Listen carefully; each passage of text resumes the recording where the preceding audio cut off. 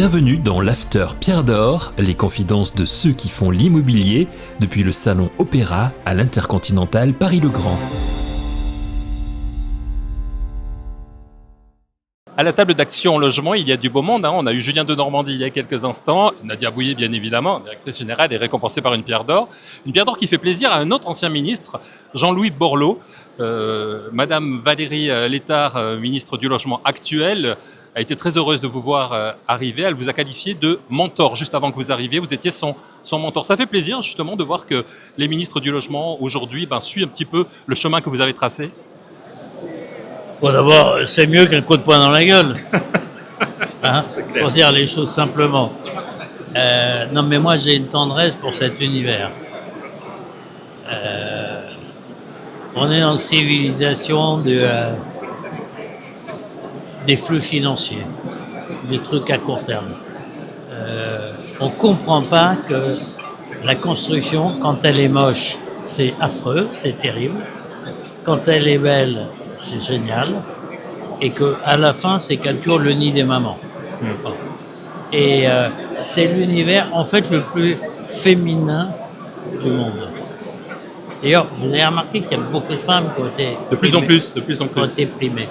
Pourquoi ? Parce que c'est un métier de femme pour les femmes.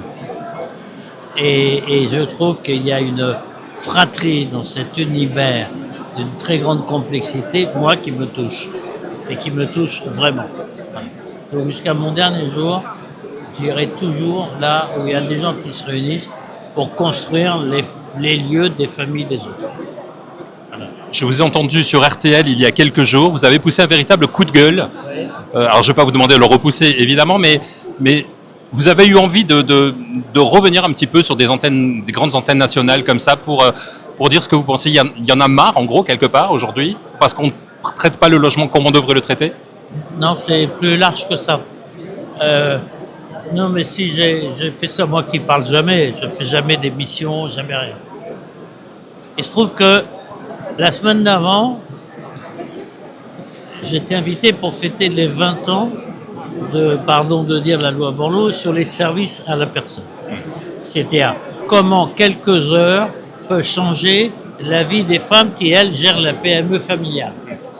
Un modèle économique. Bon. Donc c'est un truc extraordinaire.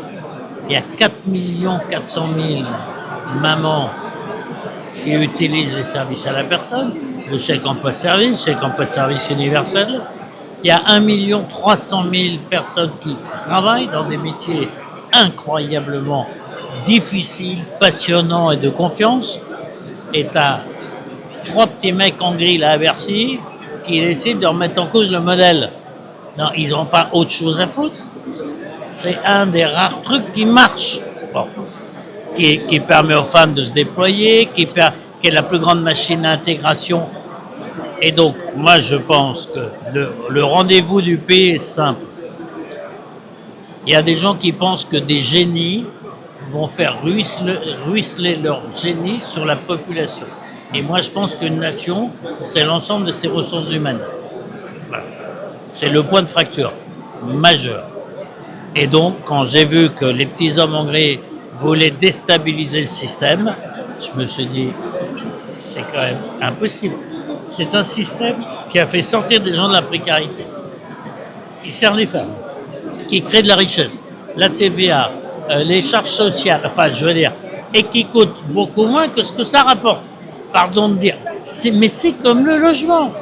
T'as 15 connards dans un bureau qui te disent le logement ça coûte. Mais t'as jamais calculé ce que ça rapportait. Alors, et budgétairement, et en emploi, enfin bon bref, tout ça est absurde. C'est les mêmes. Et c'est les mêmes qui laissent crever la jeunesse de France. Voilà. On a 6% de gamins de 14 ans pas scolarisés aujourd'hui.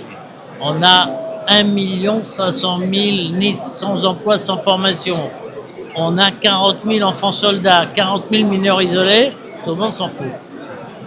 Donc, c'est pas un coup de gueule. Ou c'est un constat. C'est le début de 3 coups de gueule. C'est bien. Continuer. Tant mieux. Comme ça, on vous retrouve avec grand plaisir au devant de la scène. vive la construction de logements pour les mamans.